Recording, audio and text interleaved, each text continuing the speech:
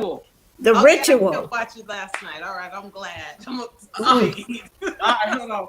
All right, let me get this thing up in here, y'all. Peace and blessings, family. Good morning. Good Good morning. morning. So, how y'all doing today? I'm fine. I'm good. Yeah. If I I'm move, good. hey, welcome back.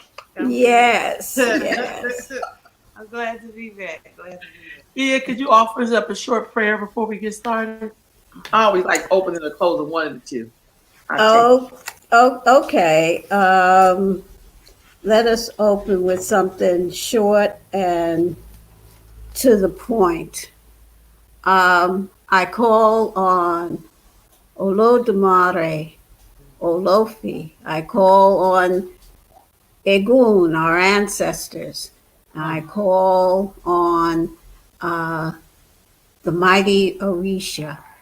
And I ask them as we spend this time with each other and with those who will join us, I ask that you give us the clarity and the light that we need to share that which is needed by whoever may be listening. Um, Ashe, I, Ashe, Yeah. Ashe. so, ladies, I shared with you all the film called Ritual. It was very short, but I gotta get y'all feeling. What did you think about the film? And I'll share it with y'all in the comments. But I gotta know what y'all think about that film. It was just short. Mhm. Um, Hats off to the writer and director of that short film. Hats off to the actors who were very young in the film. It must have been done some years ago. And the premise of the film was great. I loved it. I watched it as soon as I got the information from you. And it was 24, 25 minutes of pure joy. I loved seeing New York during that time, years ago. That was great. And I loved the transformation that took place over those 24 minutes. The twist, which I won't give it away, but the twist was you could almost see it coming. You could almost see that coming.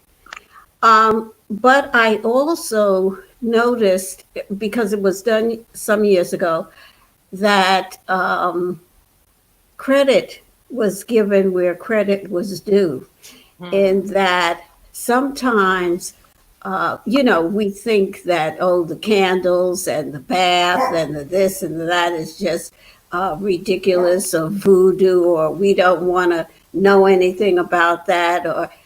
But those things help us even if we don't know how they help us.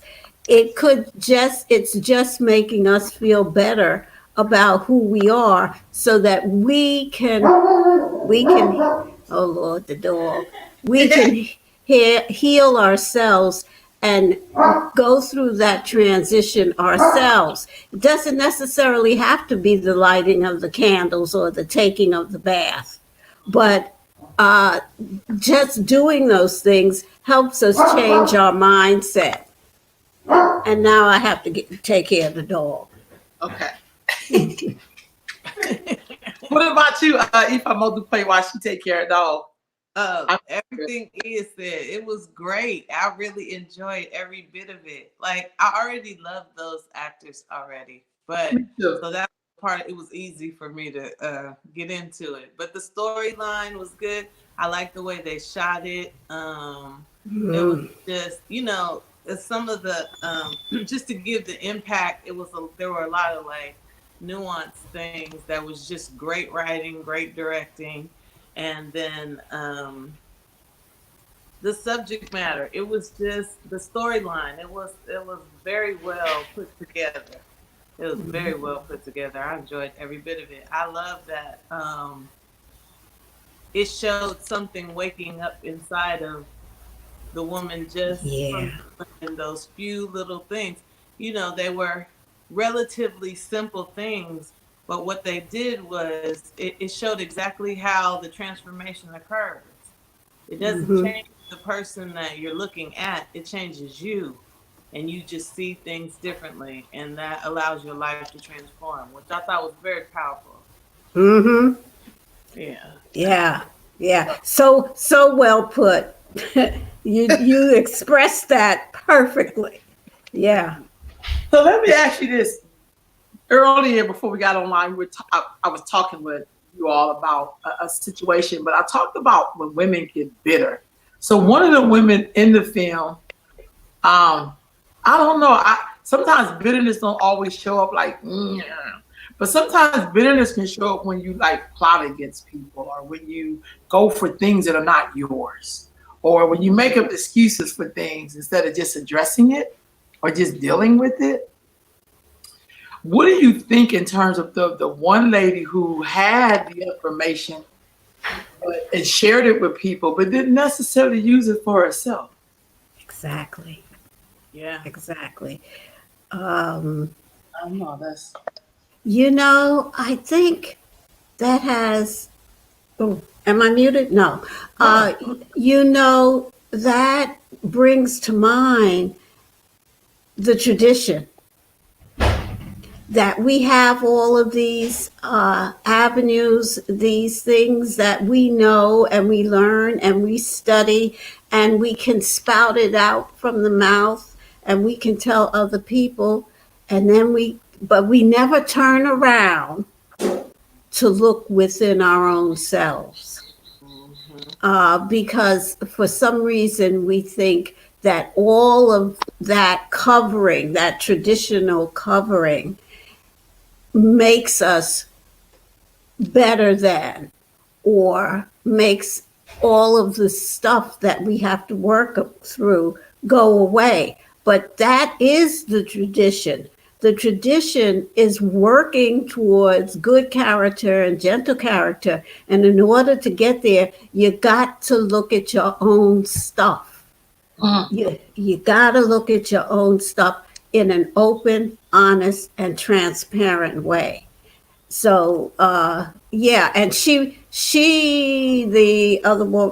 woman that we're speaking of, she knew it. She knew what to do.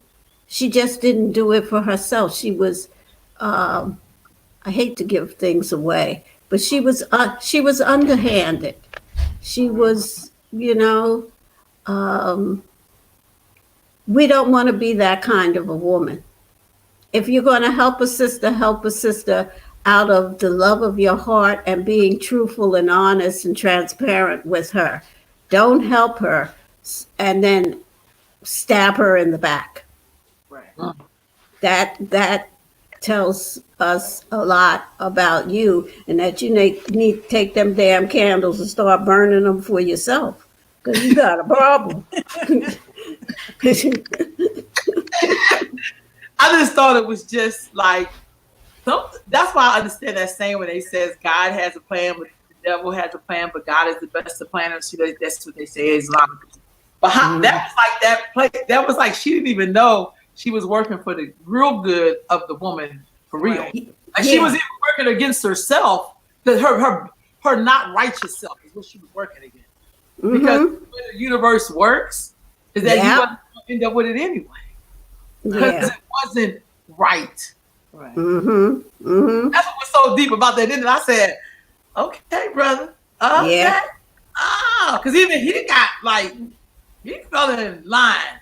Like, wait a minute. I don't think I want to be messing with you. Who was ever in that stew? That didn't even work. Yeah. Because he did eat one of the little vegetables or whatever, but that didn't even work though. So I'm not trying to be funny. I hope I don't scare nobody. But when I was growing up, we had an auntie. This is to show you, my auntie was heavily, she was in church, not anybody, whatever. But she would have these sayings and things she would do. Like one thing is that on New Year's Day, no woman can walk over her threshold to her house. It has to be a man coming to the door first. A man has to be the first one in. Walk through her, yeah. Yeah, that's my Another mom's thing- too. Oh Lord. Another one was you could never sweep her feet on accident. You know you're a kid. Oh no. Oh, No. take the broom and on the broom. I'm like, what? Because you know you're a kid. You don't know what that's about. They Or, said that you go to jail if somebody sweep your feet. Oh, my family's superstitious. it's like Jesus, Jesus, Jesus. But then the other part would be, this is things I heard. Don't let a man put his shoes under your bed unless you want him to stay there. And the ritual they talked about, the thing about the spaghetti and all that. I was like, because I have heard that before growing up. Just little stuff. Yeah. Where do you think some of this stuff comes from, though, for real? Another one is never buy a man shoes because he'll walk away from you. I did hear that. I did. Yes, I did. I don't care what y'all say. That's true. Yeah, I don't know because I'll never buy no man no shoes. If I buy you, It does happen. if I buy you some shoes, I want you to give me my money back. Exactly. That is too funny. Oh Lord. Yeah, don't say it, man. I definitely grew up hearing that. I did. I love sayings, first of all. But when people start talking like that, where does that come from? Have you ever seen To Sleep with Anger? That's a film. I'm going to find it for y'all. It's called To Sleep with Anger with Danny Glover. Ooh, child. I think I saw it, but I don't remember what happened in it. Oh, it's so you gotta watch. It's called To Sleep with Anger, and it's Danny Glover, and he comes to visit. He's from the South, and he comes to visit his close friends who live in Oakland, and they're from the South, but they have two sons, and it's just like all of this rivalry stuff going on. And it's a lot of what you're going to see in it is a lot of mysticism and some of the stuff we're talking about.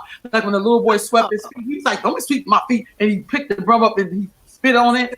And then he was basically working some of what they would call voodoo on the family to break them up. But then the way the universe would have it, I don't want to give it away. You just have to see it. Because one of the good friends, she knew him. She was like, I love. She had this pretty white hair, but she remembered him from old days. So she was like, he has always been. I just loved her. I like her. I think she played Claire's mom in the Huxtables. Okay. That's what she was with that woman.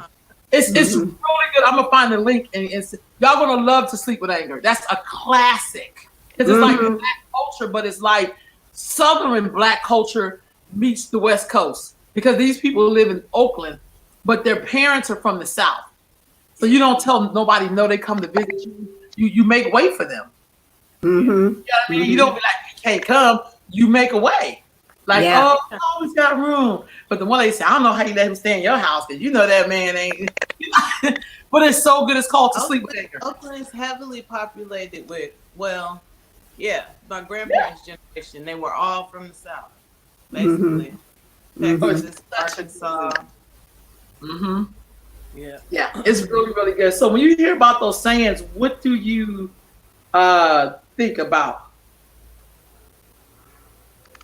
Little rituals mostly, because like one time I had I had a glove in my hand and like some money or something, and I don't know what I did with it, and my godmother was like, no, that's not how you do that. If you want the money to come to your hand, you do it like this. And I was like, I wasn't even doing anything. She said, yes, you were. And you have to remember that everything just about can be a ritual.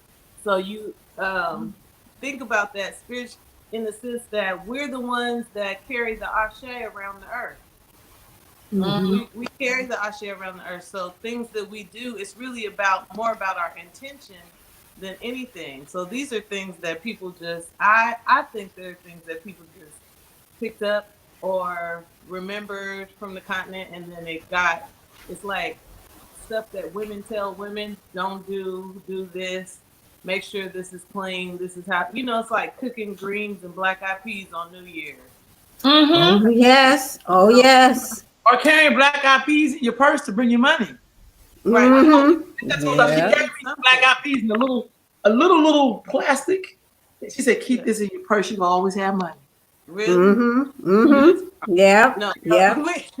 Everything means something. It's just, Mm-hmm. but you remember, like, we're the ones who decided what it meant. And so some things already have a pretty good agreement going, a lot of momentum through a bunch of generations. And so you might as well use that ashe, because it's a collective thing. Just like we are our ancestors, if that's what our ancestors did, it already had set a precedent, you know, Yeah. in Yeah. the unseen. And we can use that energy. Right on. A queen mother in the room says Oakland is like the South on steroids. That's a good one. Oh, queen mother, that is beautiful. Yeah, That is so true. Yeah. Oh It's God. just missing accents. If the people Yes, really had Lord. accents, you really be able to see that it's the same thing. But sometimes they talk slow like Southern people. Mm-hmm. I'm Yeah. looking from a Yeah. northerner at heart, so it's kind of like I can hear that slow kind of drag. Sometimes when people are talking in Oakland, I'll be like, your somebody in your family from directly from the South. It ain't removed the way you think it is. Like, you know, but sometimes you don't know that if you've never been there. Like, you don't even know, like, that's how we say that. That's Mhm. true. You know what though? I will say about Oakland is it's one of those places for Black people. We have a lot of history. A lot of our blood has been spilled there by others and ourselves. You know what I mean? It's just been a lot of activity. And that's where a lot of people came first. So like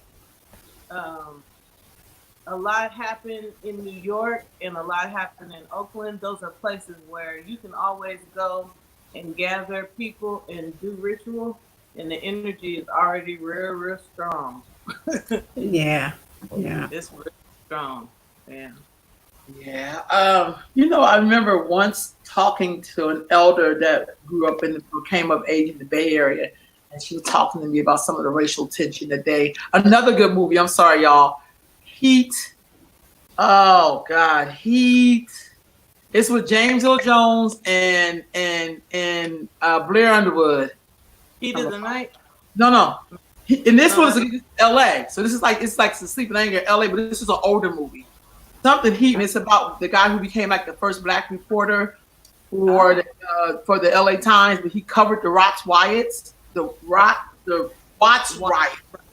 And but it's something Heat. I'm gonna find that. But what I was gonna say is that I remember asking about the racial tension and like, why was this happening in California if this is the West? You understand? And then the person said, well, the same way we left the South, so did racist white people. Yep. Mm-hmm. And I was like, see, I didn't think about it like that. You know what I mean? Because you think like, you know, she was like, first of all, I did have some of it here already, but the same people, it's like the LA Police Department. There was a time where people could do stuff together in LA. It wasn't that bad, but their police chief at a certain time intentionally went into the South to recruit white men to be police officers. Yeah. They did that in Oakland as well. They did that in Oakland as well. And then it got to the point where they were basically running over little kids playing in the street. Like people would drive through the Black neighborhoods real fast, and children were being hit by cars, and they weren't doing anything about it. My uncle said that's one of the reasons he became a doctor, because he just saw so much killing. It wasn't like, it's like just a disregard for Black people's lives. These are the same like colonizer enslavers that were in the South, and so it was that same kind of tension. It was real bad. I mean, and the people were doing fairly well for themselves. Like, we were forming communities where we owned homes and you know, working and raising families, big families, and a lot of that. It was crazy. But that's why the Panthers were who they were. You know, Heat Wave. Heat Wave. That's what. Okay. Heat Wave. Another good movie. Okay.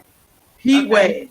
And what you'll see in there, and some of the stuff with the heat wave, you will see that Southern people who went to LA, formed communities, but you still see this is what I mean. This is like when you think about how do we connect African spirituality and African Americans, like are there links there? And the question to me is always yes. We may not know like why we're doing it or why we still do certain things, but it still takes you back to the link. You know, the thing about it, the way we grew up is that when you came into the house, the first person you spoke to was the oldest person. Yeah. I don't care who else is in there. You be like, how many so and so, and then you say hey to everybody else. Right. Where do you think that comes from? Because the way that we think of our elders, that's encoded in us, but a lot of it we have lost. But yeah, when you came in the house, you spoke to the oldest person in the house.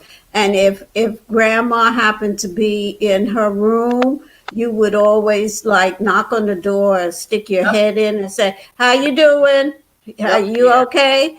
And then you can, and if you didn't, your mama said, you spoke to Miss So-and-so? Yep. You know? Yep. So, Exactly.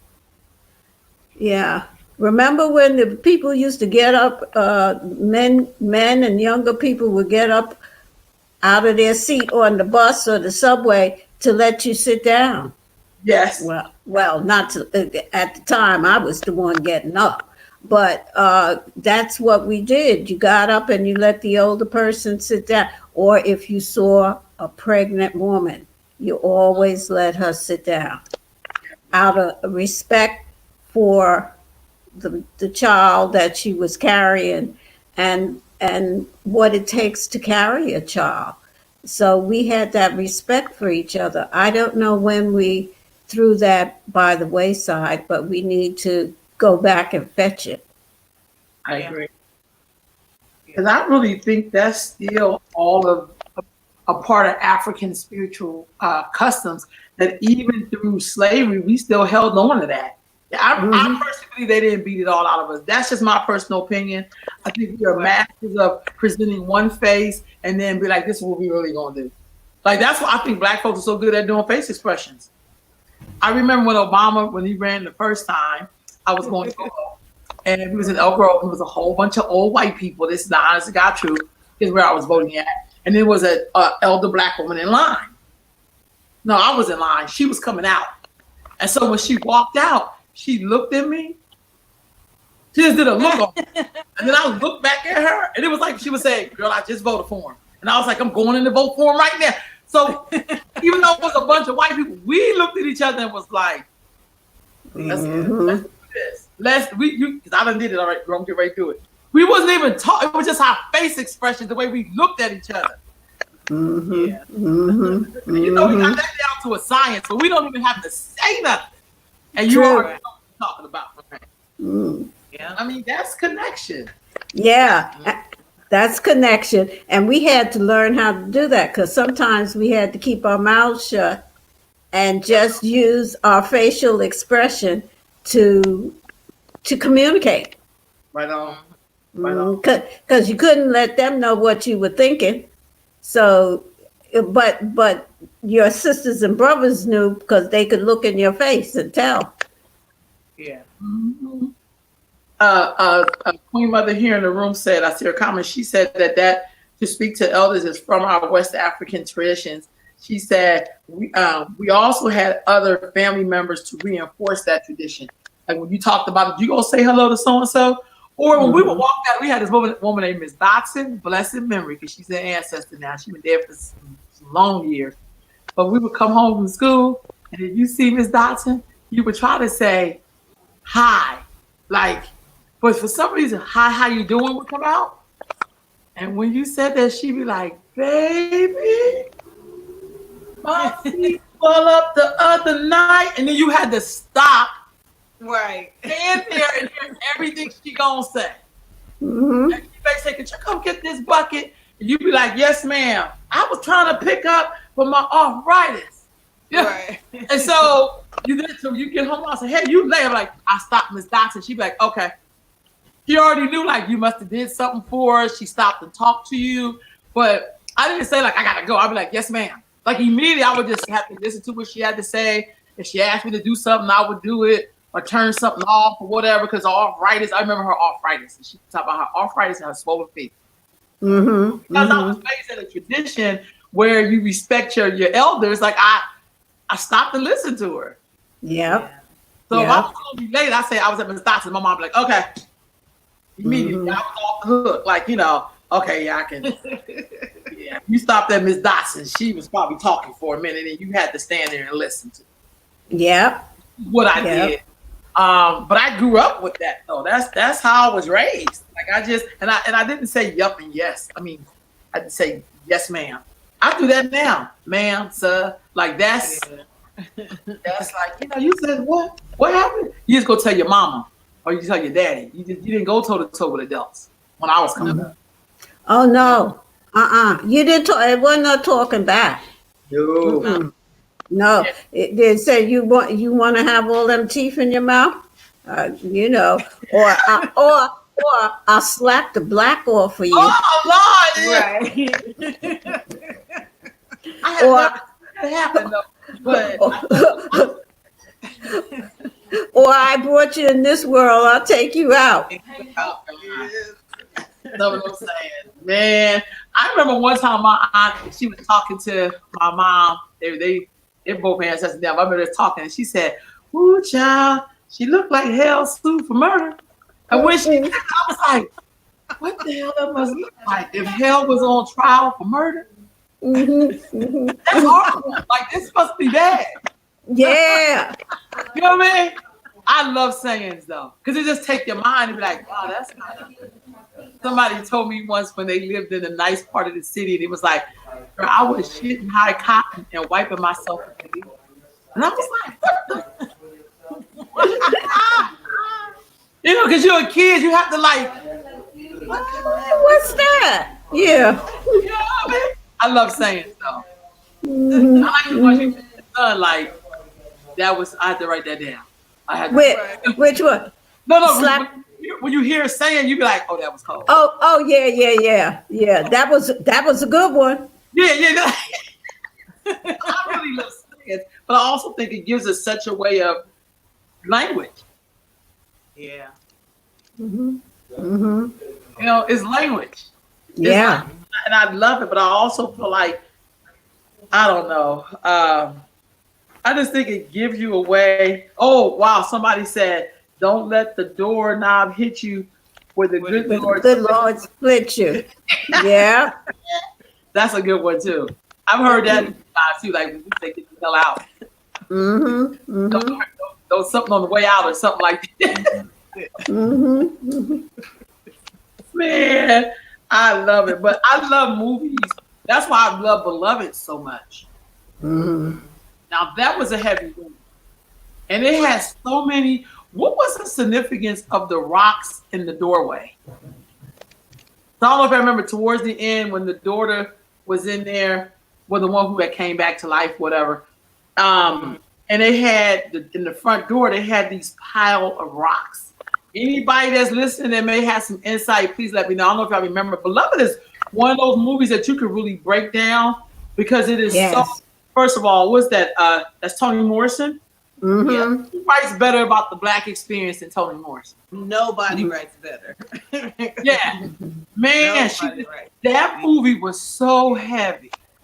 Yeah, Mhm. Like, it had so much good stuff in it. To start out, the story, the bones of the story was based. It was based on a true story, right? So Yeah. that's what gave it. It got that extra little push because it. But then she took it to the next step by having the daughter come back. That oh, was like, wow, that was heavy. Because we think about all the ways that through generations we've coped with slavery, with being in captivity, trying to live free, and all the stuff, like all of the things that have set in. So that is a real thing. A mother who looks at her child and says, nobody's gonna get you. Either I'm gonna raise you, or you can die, because I don't trust nobody else to have control over your life. And if we're going back into captivity, then I would rather have you leave your body. Like, in a sense, that's an acknowledgement that the body is not your life. It's just holding your spirit, and the spirit is eternal. It's that kind of acknowledgement. And also, I mean, she was still nursing that baby. Right on. That's really heavy. But she tried to kill all her kids. Yes, she did. And the baby is the only one that died. So then she had to deal with finish raising the kids after she tried to kill them. Like, that's a lot. I mean, we can think about all the different scenarios that mothers are in at this time, and some of them make choices that everyone is appalled at. But that was like, wow. Like, you just really had to have some terrible experiences for that to be the answer. But then again, like, it's not that far fetched, actually, because I know some women who right now, if a race war broke out and they started to put Black people in camps or something like that, they would consider that. Rather than trying to have their kids suffer through, those experiences. So I don't know, that movie, I love that movie. I read the book several times and watched the movie several times. I was obsessed with it for a while. So yeah, it's crazy. I think the other part with the movie Beloved, I think the part that, first of all, it's just hard to write a movie. Like, it's hard to write about an experience like slavery. That's number one. I could never compare slavery experience to any other experience. I'm not trying to clown. It's not like a trip to the welfare office. It's not like projects. Like, I'm not trying to be funny. It's just not. But what stood out for me was her experience herself. Like, the tree on her back. Yeah. She was whooped. And in the description that the woman gave her is when she said, I have a tree growing on my back. Yeah. So that whole thing of being whipped or being violated, the men taking her milk. Right. Just all of these horrible experiences that happened.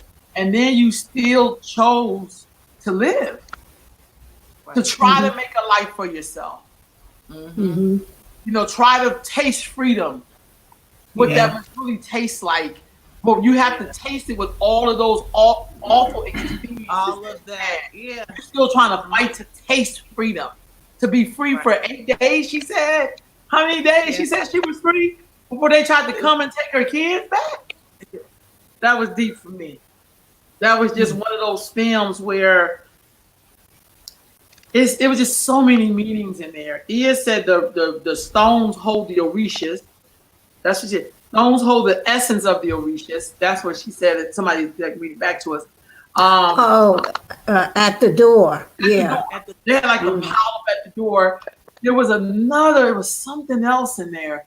Ah, God. The daughter wanting sugar or honey. What was that about? You remember her daughter, like when she realized it was her daughter that came back to her, then she was making her all of these cakes and cookies. And then at some point she ran out because she ran out of money. And she couldn't make her anything. She couldn't even make her the sugar water. And I was like, what is that sugar about? Anybody out there listen, if you know what the sugar about? Because there's things about that movie that I really be wanting answers to because it was just so deep. Like, it was so much symbolism. And some people said, and it did to me, the film felt heavy, but I still watched it. I watched it so many times. It was just like it was so much meaning in there. Listen, nobody writes like Toni Morrison. Nobody about that in particular. Yep. It's the way she writes about our story. You know what I mean? Like you can't even really put it into words. The way she writes about it. Yeah. You know what I mean? That movie right there. Whew, I was surprised Oprah even put that on the screen Mm, because Yeah, that's that- not new. yeah, It- that I was think it- hard. Yeah. Hard. I definitely think it changed the way.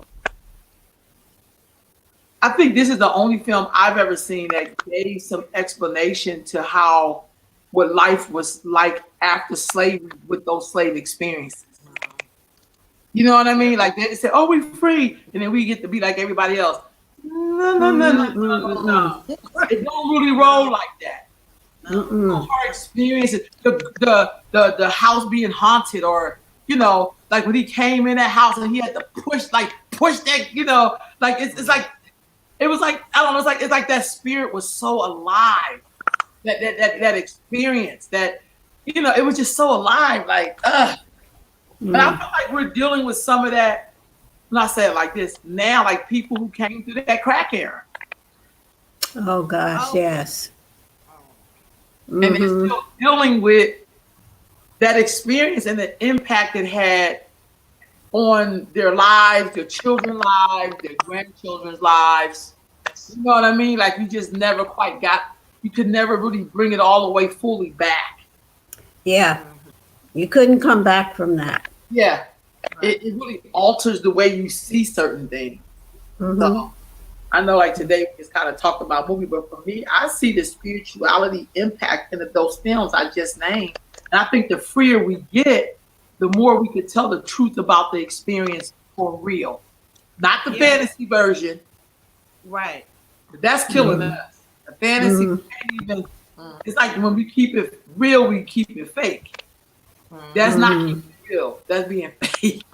Mhm. There was something about that movie Beloved that was so real. Like I often wonder, what was it like when people got their so-called freedom? Yeah. Like, wasn't it? Were you able to pick back up your African spiritual traditions if you could remember them? But they're always there. They were always there. But we had a.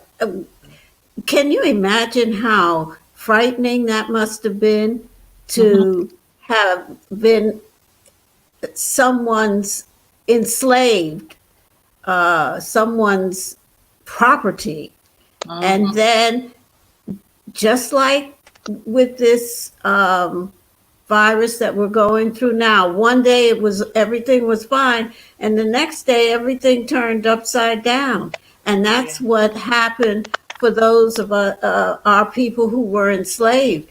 Somebody all of a sudden said you're free, but then so what do you do? Where do you go? How do you make a living? How do you find your child that was taken away from you? Right on. If you're alone, can you go with this community? How do we build our own communities? It must have been a jubilant day in that we were free, but when you think about the practicality of it, then what do you do? Like when we come out of this situation that we're in now, that's going to be very similar. So what do? We're out of it now. So what do? Do we go back to being enslaved like our forefathers? A lot of them stayed on the plantation, or they stayed where they were and they became sharecroppers, and that was as bad, if not worse. So what are we going to do?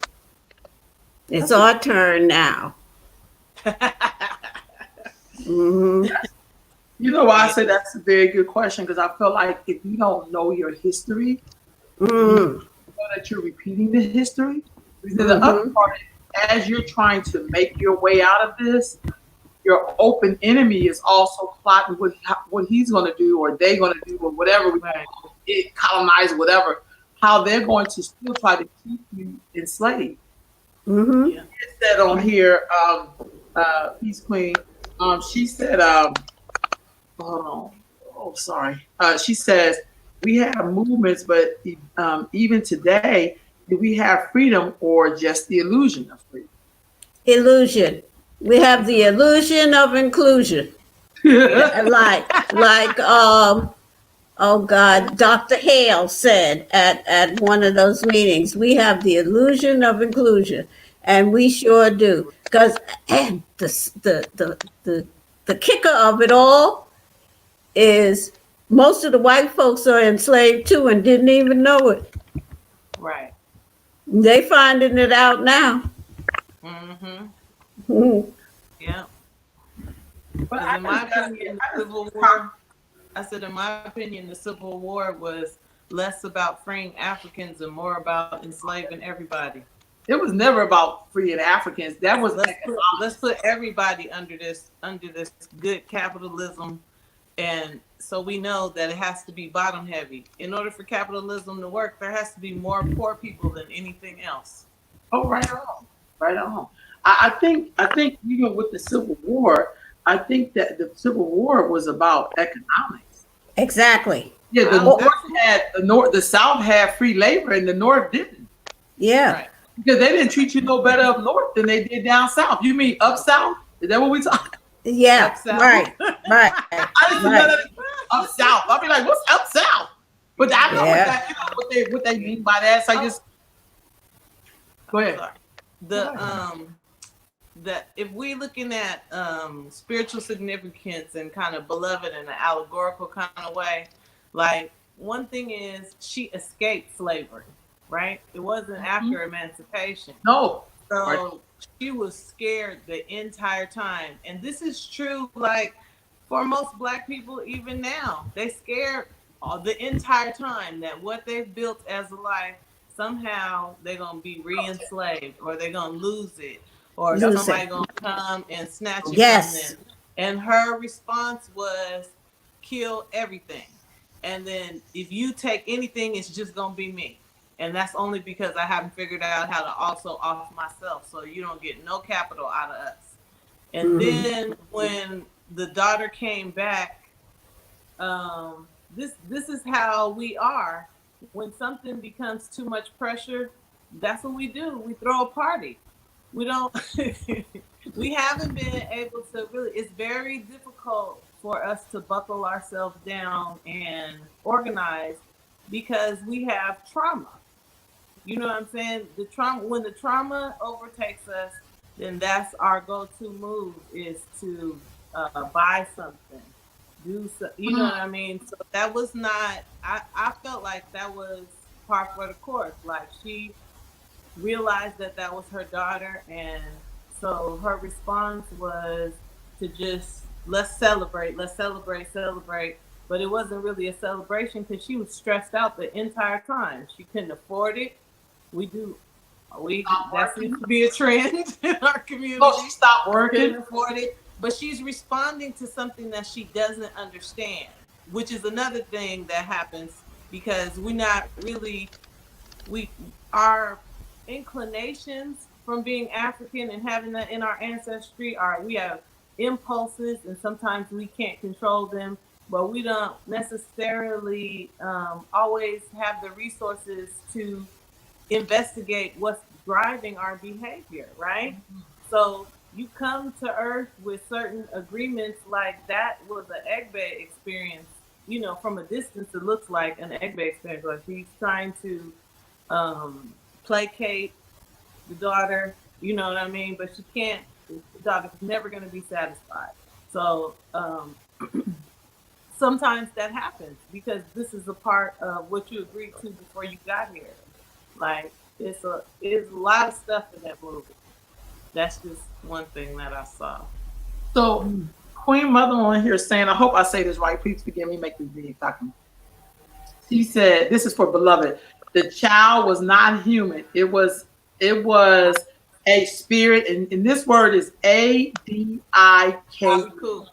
That needed to be addressed. And you know what, Ian, what I was thinking about, I was always taught that when things don't sit right, when things don't sit right in your psyche or it don't go down right, like you know in your being that you were troubled by it. And even though we do this thing where it's like, I'm good. The Black folks, I'm good. Shit. I like $1 million here. But in our spirit, that will have to, when you don't address it mentally, it appears in the physical. Because now they have to show up in a physical way where they were like, you see me? Because I've been trying to get your attention for 20 years. Yeah. You know what I mean? So it has to show up in a physical form, which is why she had to show up like the age she would have been as she had lived. Yeah. You know what I mean? But then she also was in a dark space to a degree. That's why she was haunting the house. So when she showed up, she was like, why'd you leave me? Right. And she was talking to her like she was like, I was trying to protect you. But she knew inside of herself because she had brought her here. She brought her into that existence. Yeah, she did. That's why she was haunting that house like that. You know, when Danny Glover came in, was like, what the fuck happened here? I basically thought that the elder woman had died soft. And she was like, no, that ain't her. That's the baby. Yeah. I don't know about y'all, but I've had experience when I've met people and then I looked on their face and they didn't feel right. It's like I seen something else and was like, oh. Yeah. Yeah. I'm not gonna be in here but for a minute. Yeah. Everything is energy. And you picked up on it. Oh. And that makes me think of the part in Beloved when Danny Glover walked in the house and was like, what the hell? And then his energy was so strong though. She was like, yeah, I'm gonna have to, forgot about me because the dude is here. So now I'm gonna have to appear in the physical form. Right. And she had been haunting her. That's why the boys ran away. Remember the boys ran away? Yeah. Then she had the one girl was afraid to leave the house. Yeah. Like, you know what I mean? And then her grandmother had to come from the spirit world to be like, girl, go on past the porch, go get some help. Right. I mean, there's so much stuff in that movie, man. The Egon up in there, like, look, you gotta get off the porch. You gotta go get some help. Your mama is not well. Your mama ain't well, damn it. I love that movie. I'm telling you, that movie was so heavy, but for me, it's like just so much symbolism I just want to have broken down about. Before she was pregnant. Why was she pregnant? We thinking it was from Danny Glover, but I don't know, because then she turned into butterflies. Like, which is transformation, but I'm just saying, like, I don't know. That movie is just, I'm telling you, you could teach a whole class off that movie. Oh, a whole semester. I want to thank Ia. I can't see her comment, but I want to thank her because she came up with the stones, what that can symbolize, and I've been thinking about it for years. I couldn't figure it out, but thank you, Ia. Yeah, that was just so. So anyway, that movie. Anybody have any other favorite movies we should know about that you can look at? I like movies that have stuff that has to do with spirituality or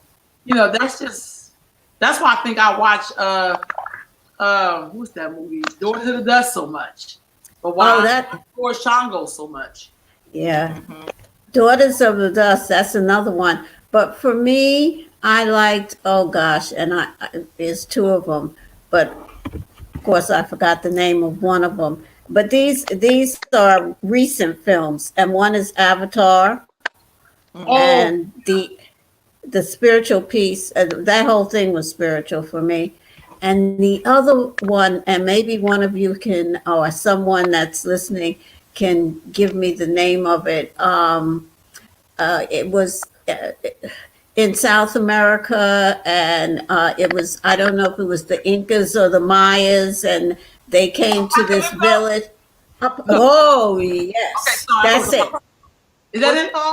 Apocalypto. I done seen that like 100 times. I love it. I love it. I love the relationship in the beginning between the father and the son. And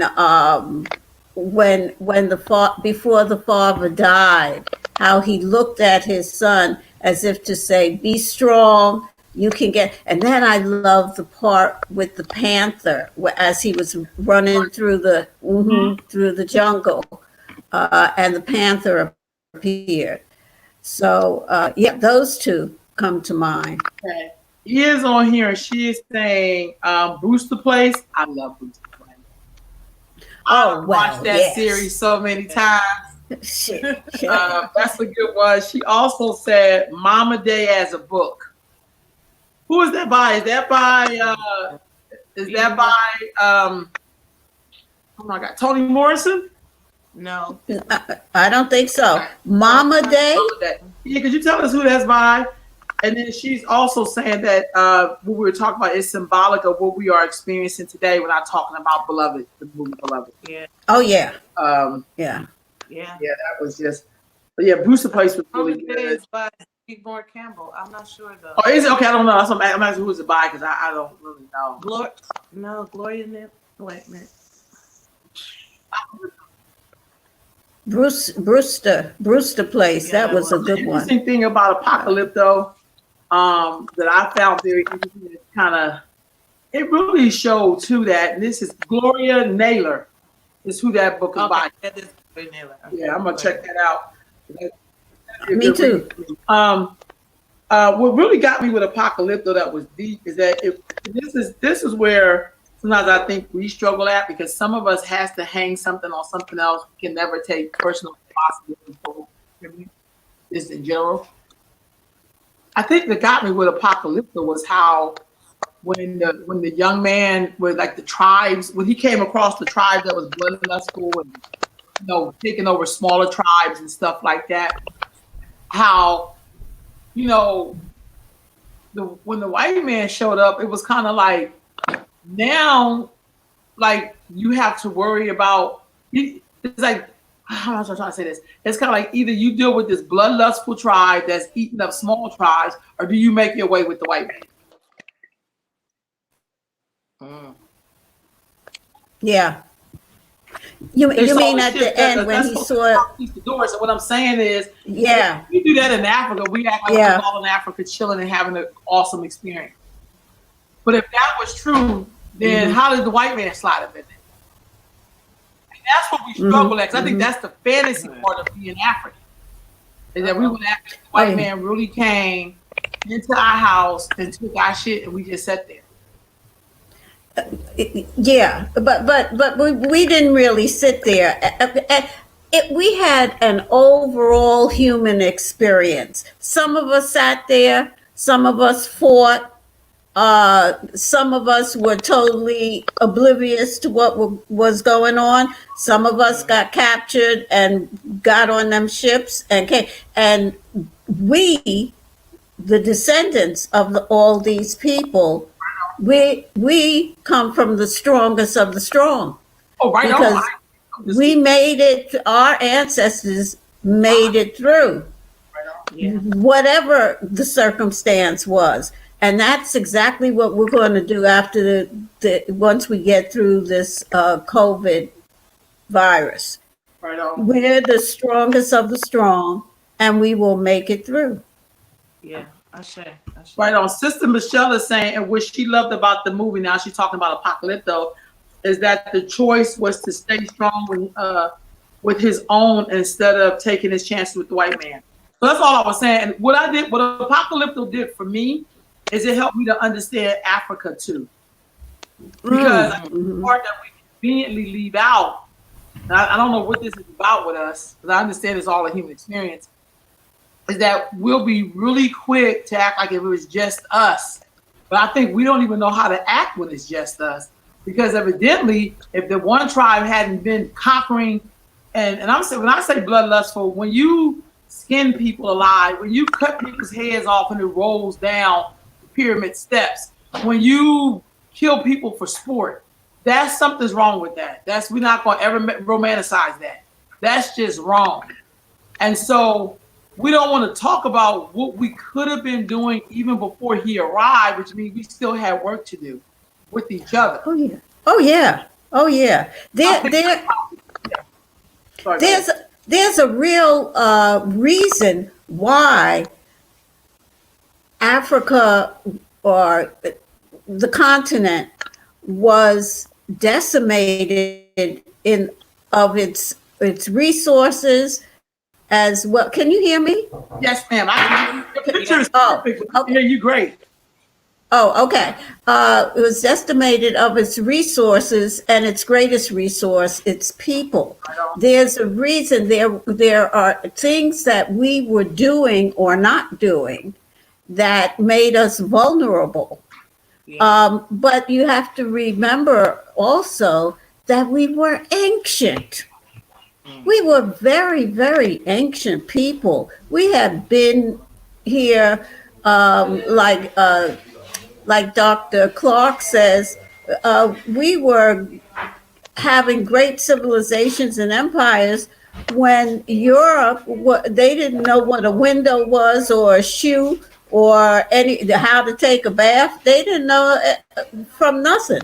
So, and we were already with our emperors and our kings and our, great civilizations with streets and sanitation systems and irrigation systems and astronomy and astrology and mathematics, and we built pyramids. I mean, we are the founders of civilization, and eventually, everybody has, like my son says, everybody gets a turn. Everybody gets a turn. And we had a long turn, but Yeah. we're coming back. We're coming back. We're coming back. Wow. All right, family. We got this hour in. This is a great conversation today. Yeah. I'm gonna maybe revisit some film. I'm gonna tell you that, because I can watch some film. I'm gonna tell you that right there. Yeah. Yeah. A couple of other comments in here. Ia says, look at the difference between Benin and Oyo in terms of slavery. And we did the same thing as in Apocalypto. Thank you, Ia. Mm-hmm. That's what that made me think of. So, right on. But what's y'all plans for the weekend? Ro, could you at some point put that documentary up? Because if they look at that series of documentaries, some they have opinions about what we're talking about in those documentaries. I'm about to put that up right now. Yeah, it's a whole series. So for the weekend, my plans are to stay alive and stay alive and thrive. Yeah. Like, are there still weekends anymore to people? Because some days like this, one of them weeks, so I just like, oh, tomorrow's Saturday. Like it don't